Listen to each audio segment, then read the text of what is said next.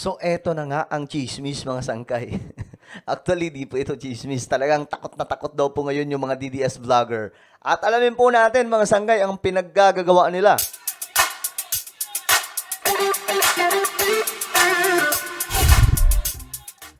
So, hello, what's up, guys? Ako muli na nagbabalik dito sa ating channel. So, kamusta po ang lahat? Naway ayos lamang po tayo. Anyway, bago tayo mag-umpisa, paki-subscribe po muna yung ating YouTube channel. Tayo po ay 1.4 million subscribers na. Paangat po tayo ng paangat at ilang tulog na lamang po mararating na po natin ang 1.5 million subscribers. So, parami po tayo ng parami. Kaya naman sa mga hindi po dyan nakakapag-subscribe at nais nyong mapabilang sa dumaraming mga solid sangkay, ang gawin nyo lamang, i-click nyo po yung subscribe button na makikita sa baba ng video na to, i-click nyo po yung bell at i-click nyo po yung all. Sa mga nanonood naman po sa Facebook, i-follow nyo po yung ating Facebook page. Shoutout nga pala sa lahat ng mga solid sangkay na nanonood ngayon. I hope na ayos lamang po tayo dyan, no?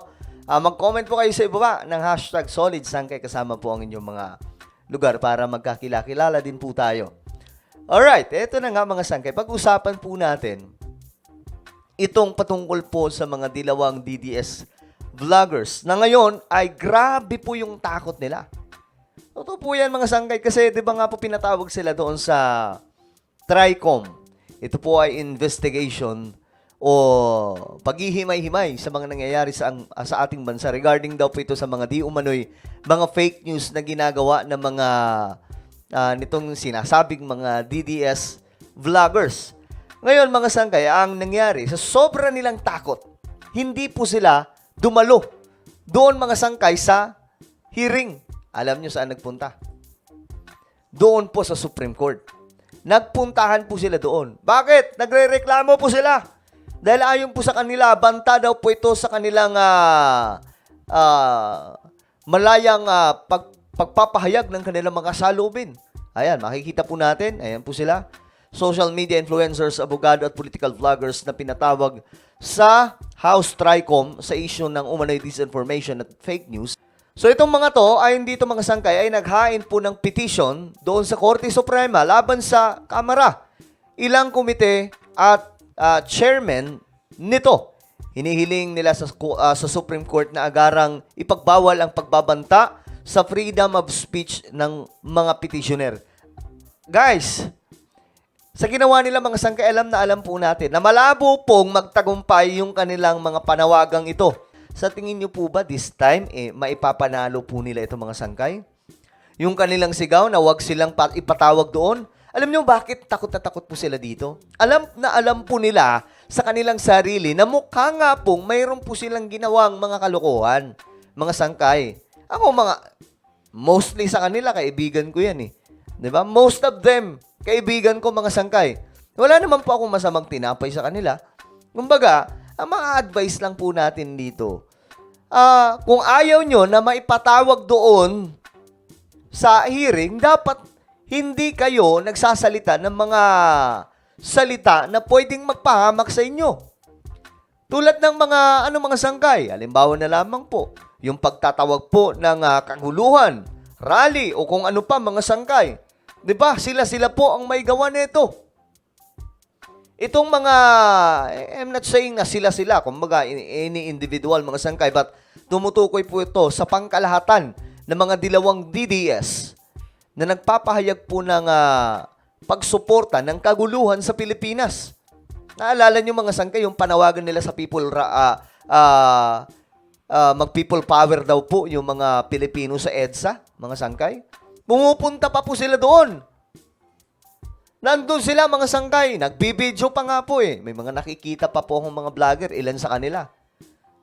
Pero ngayon mga sangkay, eto na nga po. Grabe na po yung takot nila ngayon. Sobrang kabado na po sila sa nangyayari. Bakit? Mayayari na po sila eh.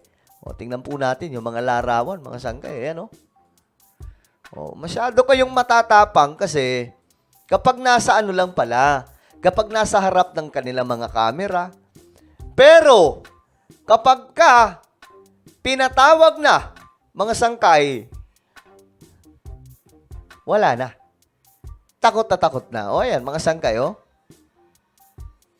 Kala mo, kunwari, matatapang, mga sangkay, pero takot na takot po yan. Kinakabahan na po sila ngayon kasi syempre tatanungin sila tungkol sa mga ginagawa nilang content, 'di ba? Tatanungin sila kung talaga bang ano yung klase mga content nyo. May patunay ba kayo diyan, lalong-lalo na po sa mga paratang nila. Kakampi pa naman tong mga to ng China. 'Di ba?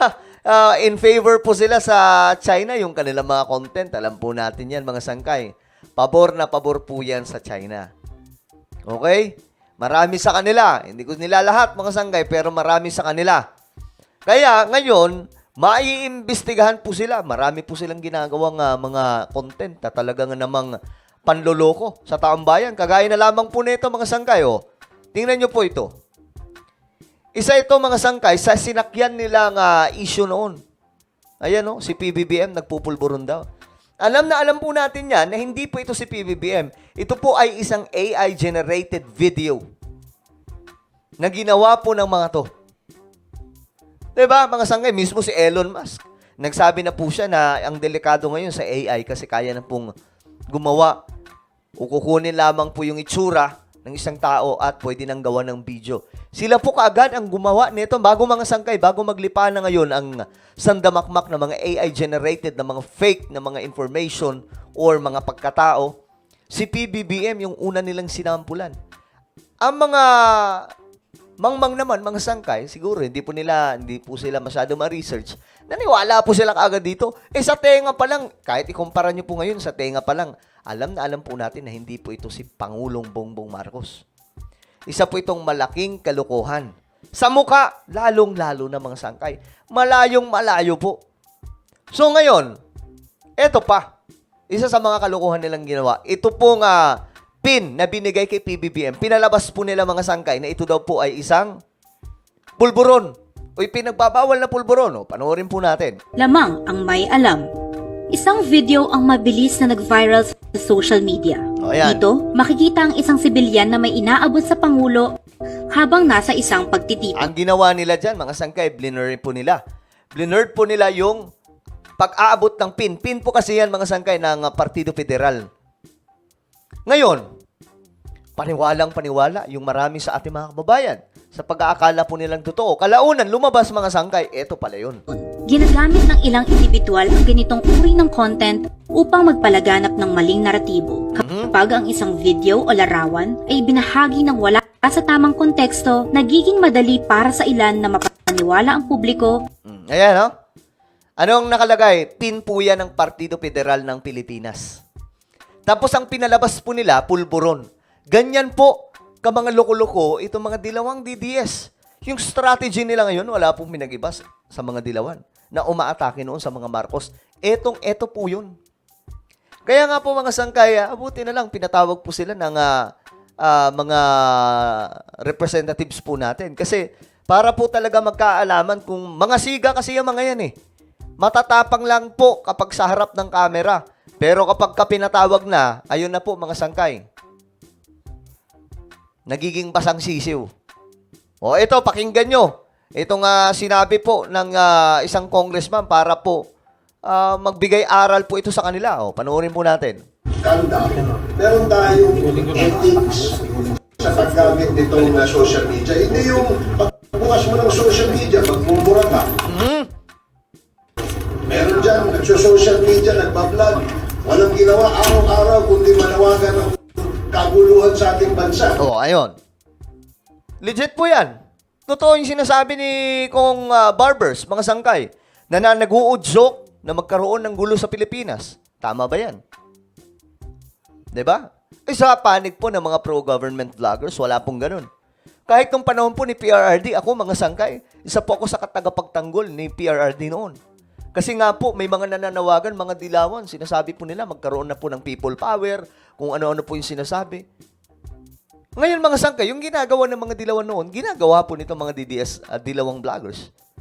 Diba? So sila po ang panibagong formed yellow vloggers, mga sangkay ngayon, na may katawagan nga lang na DDS.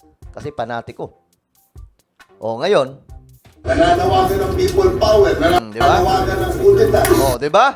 Yung ba ay tama, Mr. Chair? O, correct.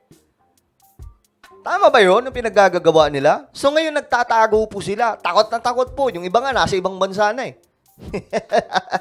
Yung iba nasa ibang bansa na, nagtatago na. Grabe po yung takot nila ngayon mga sangkay. Nanginginig po sila sa takot. No, kala ko ba matatapang kayo? Pero, asahan po natin na masusundan po ito mga sangkay at ipapatawag pa rin po sila. At tingnan po natin kung hanggang saan yung tapang ng mga to. Matatapang yung mga yan eh. Kapag sa harap ng camera. Kung makapangduro, kung makapag-mura, kung makapag-angas, alam mo talaga, kaya may ibubuga. O ngayon, kamusta kayo ngayon? 'Di ba?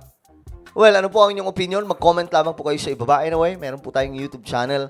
Ito po ay Sangkay Revelation. Dito nag-upload po tayo ng mga impormasyon na nangyayari sa ating mundo related po sa Bible prophecy. So, hanapin nyo lamang po ito sa YouTube. Then, click the subscribe, click the bell, and click all. Ako na po ay magpapaalam. Mag-iingat pong lahat. God bless everyone.